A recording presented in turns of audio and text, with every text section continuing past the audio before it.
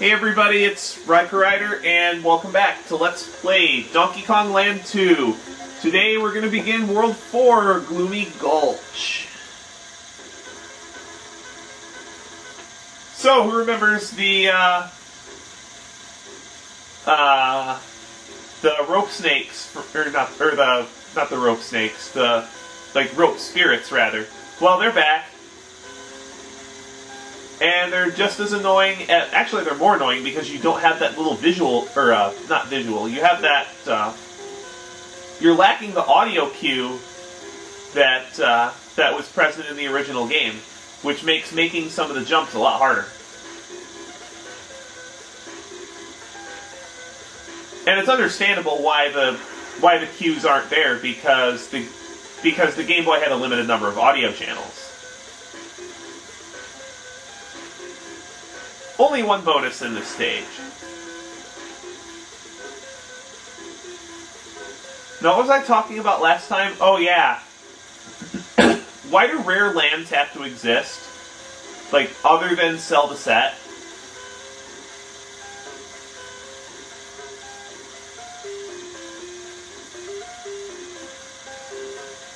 Because,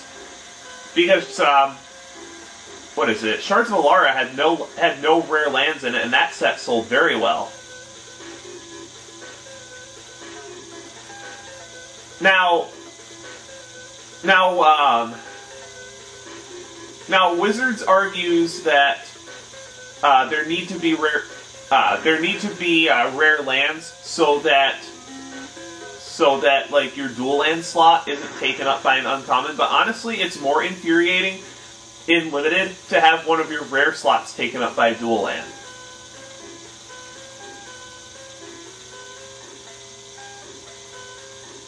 And because rares in Limited tend to be the swingiest cards, just having all those chances to open up a rare that does nothing for you, it creates even more variance. And I really don't think that it's a design decision that makes absolutely no sense. The only reason why rare lands exist is to make Hasbro money, and they've really been pushing that in the last few sets with putting very simple cards, with putting very simple but powerful cards at high rarities.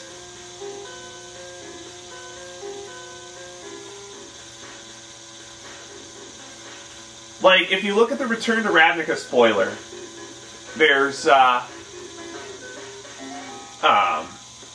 number of removal spells, and a number of just spot removal spells, like Abrupt Decay and Dreadbore, that should be at uncommon. Now, Dreadbore I can see being at rare because being able to destroy a Planeswalker at uncommon is a little bit much. But Abrupt Decay is only a rare to sell the set. And the card, and a rarity, and because they don't want to ruin Limited, rarity is also an excuse to bring the power level of the cards up, which... Did I miss the bonus? I did.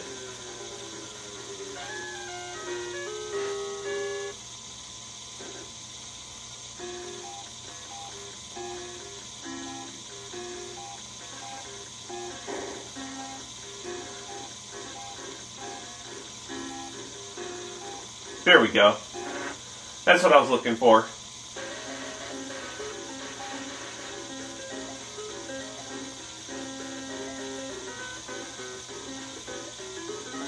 Oh, stupid. Don't worry, I'll get it next time.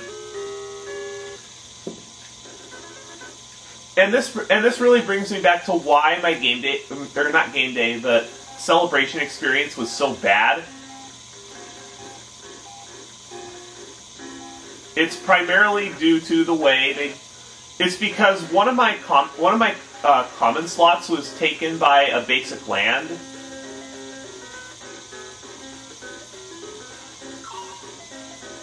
Yeah, one of my common slots was replaced by a foil basic land, and one of my uncommons was Reliquary Tower, which is useless in Limited. It's a great commander card, but...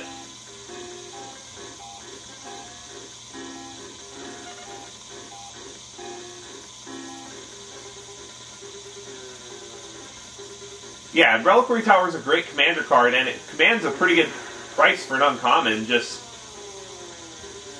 It's a useless card in Limited. So, because of the extra land in the pack,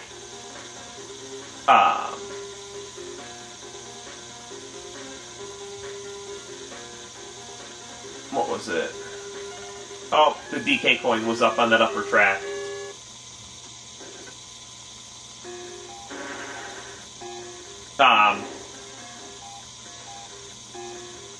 One of the issues... See, that's why I don't like rare lands, is because, I mean, it's a really obvious cash grab. I like the way other card games do it, where rarity doesn't equal power necessarily. I don't think rares should be more powerful than commons and uncommons. I think rares should be more complex. Now, if you can make a complex card that's also rare, then that's great. That's what sells your set.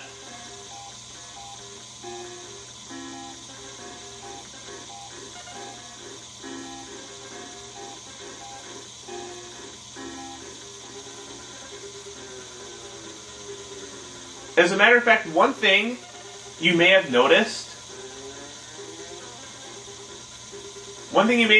about the recent power creep in the game is it's only really been applying to rares. If you look at the commons and uncommons, they have not been getting more powerful. They've been staying about the same.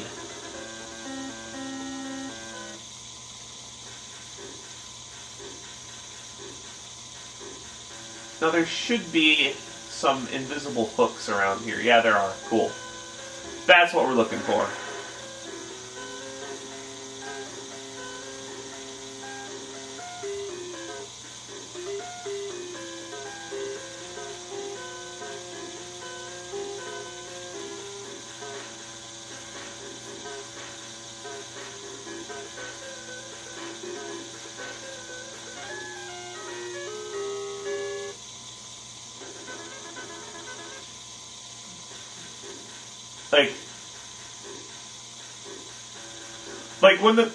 That's another thing.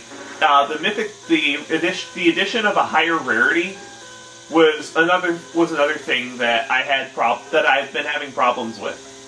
Originally, I felt fine about it because of the way it was supposed to be used, and the way it was used in Shards of Alara block was fantastic. Putting it on like just legendary creatures, planeswalkers, and epic feeling spells. It was done right in Shards of Alara block. After that, Mythic Rarity seemed just like an excuse to ramp the power on certain cards just out of control.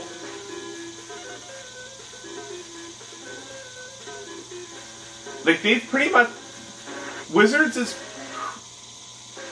under pressure from Hasbro, obviously. Wizards has gone back on just about everything they said Mythic Rarity would not be. The only thing that they haven't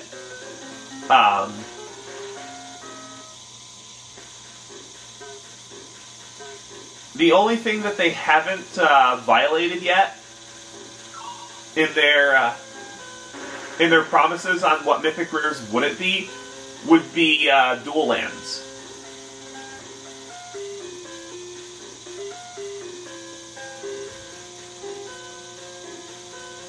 Unfortunately, what's going to happen one of these times is that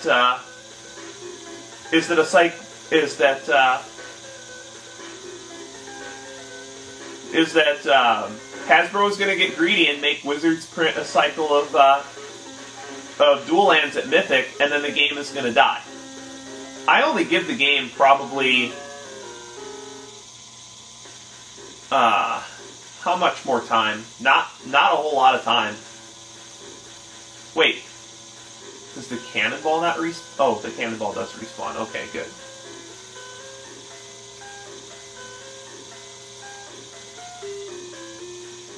Like, I'm only going to give the game between 5 and 7 years. After that, unless something changes, the game's done.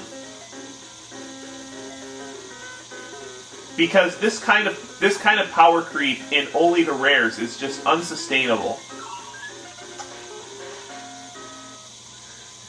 It makes for a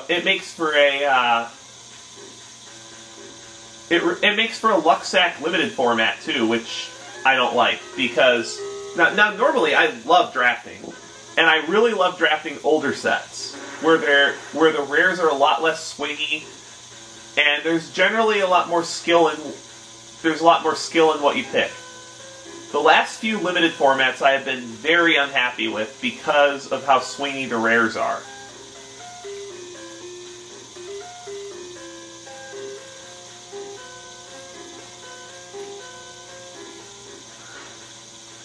Like, it was really bad in Avacyn Restored Limited.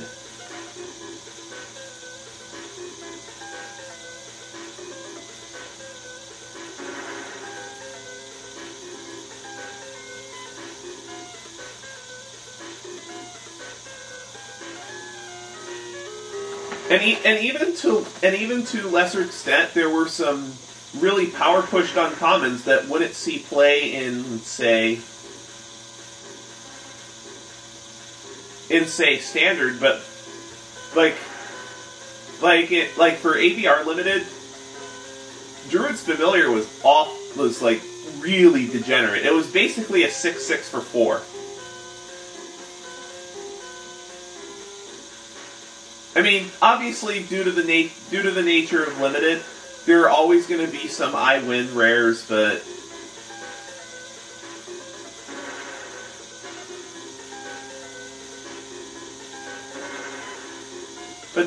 that's just the nature of just the way some cards are designed.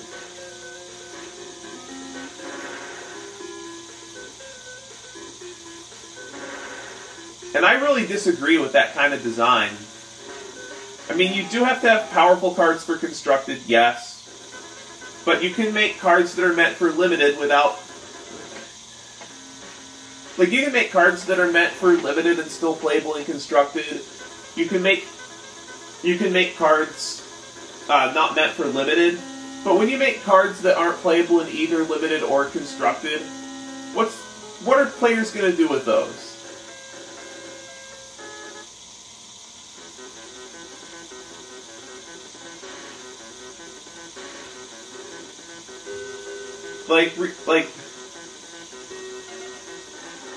Like when you print,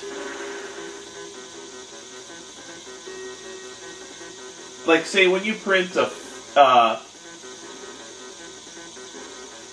what is it?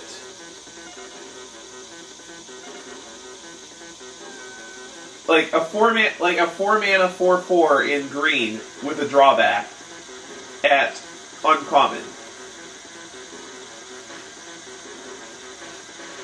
And then you print a 5/5 for 4 at the same mana cost, including color,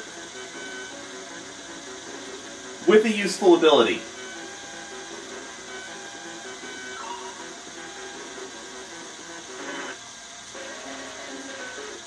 Honestly, the game has enough tournament support and enough of a following that they don't really need to do things like this anymore.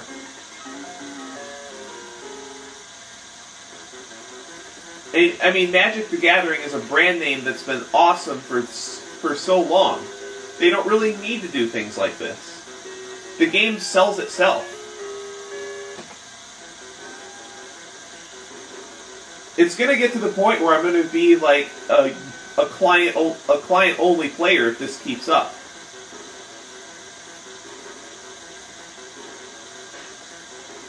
Now, don't get me wrong. I love playing Paper Magic just because of the social interaction part of it. But if the game's going to be like this,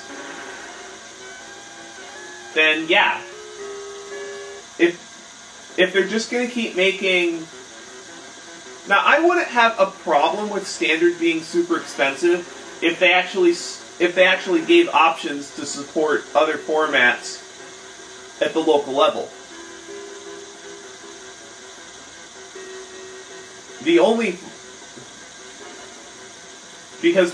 formats that are really even supported at the local level are rotating formats and limited formats.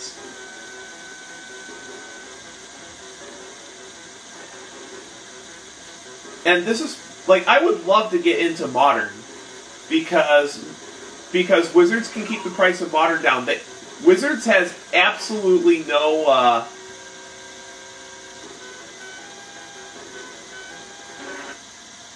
Wizards has absolutely no incentive to keep the prices of Modern high. Because they don't make any money off the secondary market. I think I turned around on me. Maybe.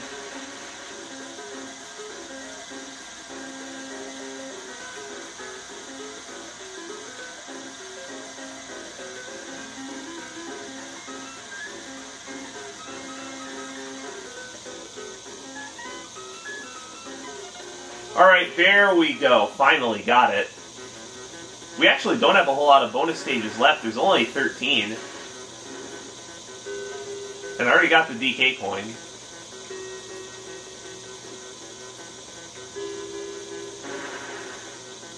And one thing you might remember from the original stage is...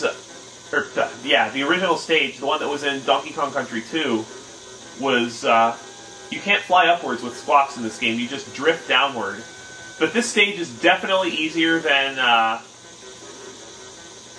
the previous one, because since you transform into squawks rather than ride him, your hitbox is a lot smaller and you can dodge the bees a lot more easily. Because this stage in Donkey Kong Country 2 was infuriating.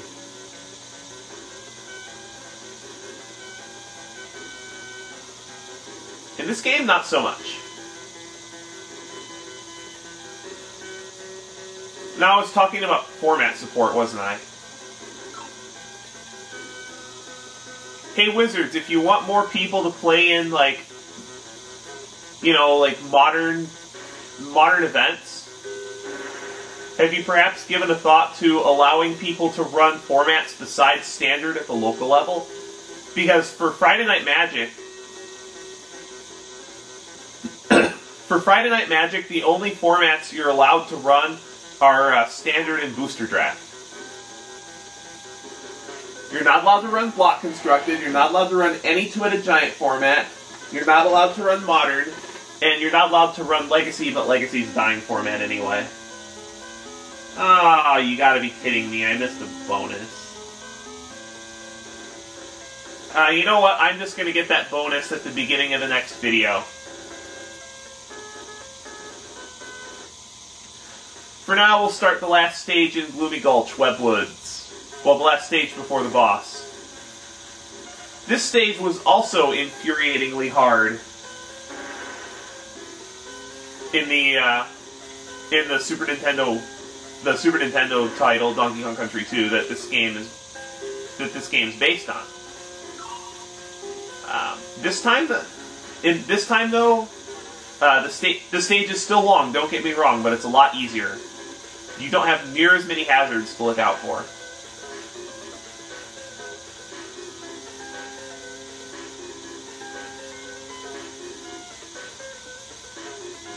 Wow, mega lag.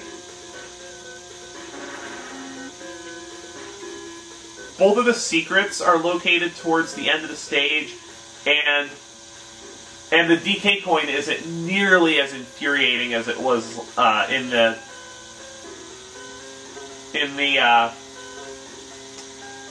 Super Nintendo version. The coin, like, I've actually looked at it in an editor when I did my DKC2 run. The DK coin stays on the target for, I believe, 3 frames. It's either 3 or 4 frames. The timing to get that's ridiculous, and you only have one shot at it. Because, you know, if you hit the target and get your item, that's the end of the stage.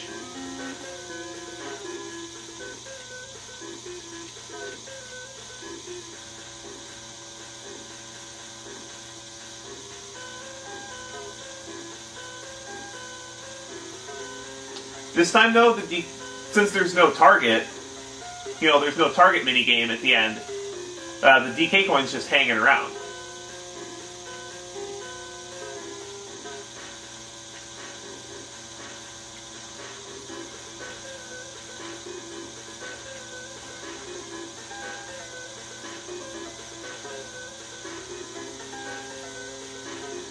Here we go, that's what I was looking for, is the...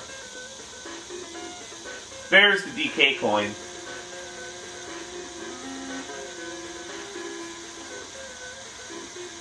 And now I think I want to stay low in the stage, because there's a bonus barrel hidden down here.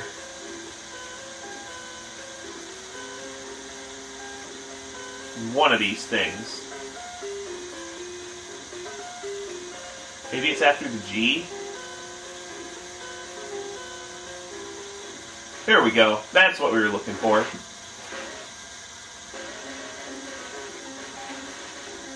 Oh, this is it. I don't have to kill all the enemies, I just have to find the... I just have to find it, get to the end. Destroy them all! Lots of rewards here for us.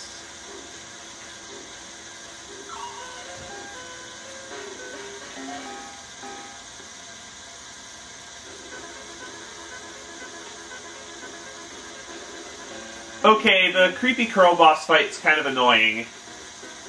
Just because some of the patterns are nasty. It's very similar to the first fight. You just wait for him to drop an egg.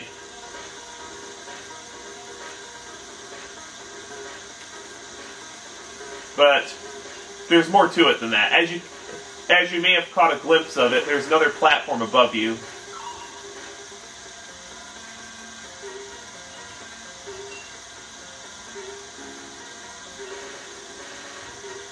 Yeah, because of the way the eggs fall, you pretty much have to take a hit there.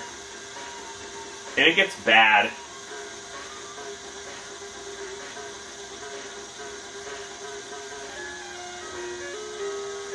And for some reason you can't duck in the corner this time, so you have to jump over Crow in order to nail him with the egg.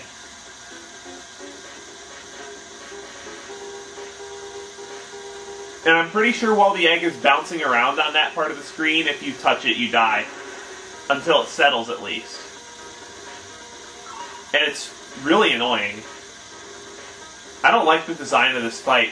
Especially when you're moving up to the second platform, because it's pretty much impossible to dodge the eggs.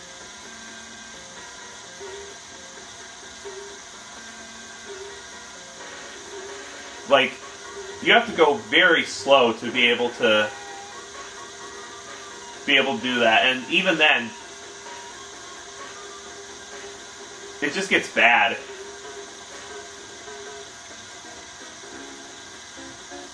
Yeah, you have to jump over Crow, which gets really annoying.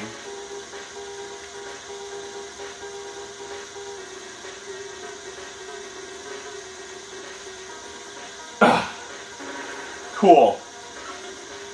Only 4 hits. Alright. Now, one thing you may have noticed is that we haven't run into Clubba's Kiosk yet. Well, Clubba's Kiosk in this game is on the world map. And in order to get into the Lost World, it takes 47 Creme Coins instead of 15. And it just happens to be that there are 47 Creme Coins in the game. So you'll have to find all the bonuses before you can get to the Lost World. So it is indeed a forced 100% completion. In any case, I'm going to go back to the first stage, farm a couple more lives because the next world is really hard. And at the start of the next video, I'm going to clean up Parachute Panic before entering King k.rool's Keep, World 5, next time on Let's Play Donkey Kong Land 2. See you later, everybody!